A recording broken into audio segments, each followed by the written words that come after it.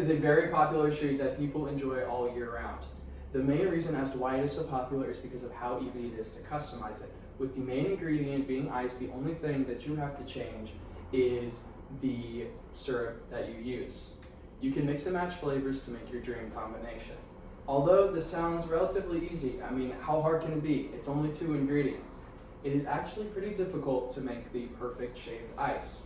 From the machine and materials that you use to the pressure that you use to shave the ice and the amount of syrup that you pour, it is a very precise craft to make the perfect shaved ice. Before you start the physical task of actually shaving the ice, making sure that you have the proper ice and machine is imperative to your success.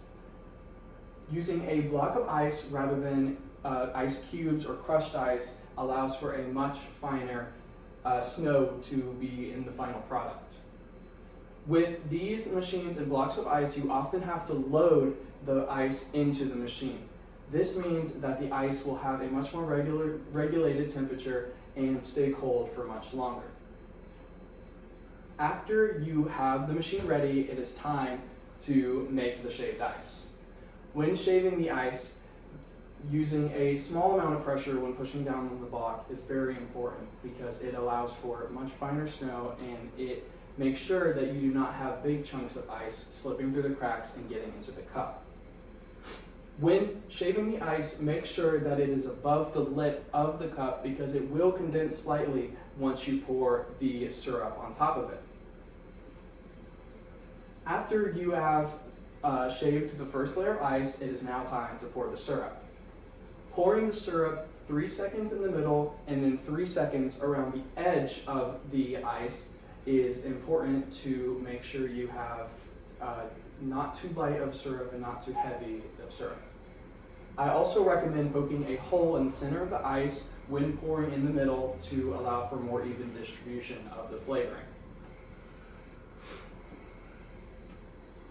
And once you have completed pouring the first layer of shaved ice, it is now time to make the ball.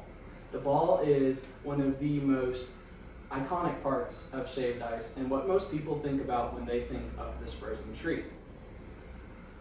When making the ball, you use a funnel or a cone and you make it replicating the same ice shaving motion that you do to fill the cup.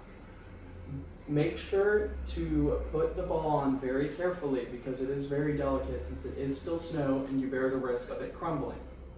Once the ball is secure on top of the shaved ice cup, you can begin to pour the syrup. I recommend pouring the syrup for 3 seconds in the middle and then just enough to cover the exposed ice on the outside of the ball. This is a very sensitive action and you want to make sure you don't pour too little to have an icy core in the middle or too much to where it is overflowing off the side of the cup.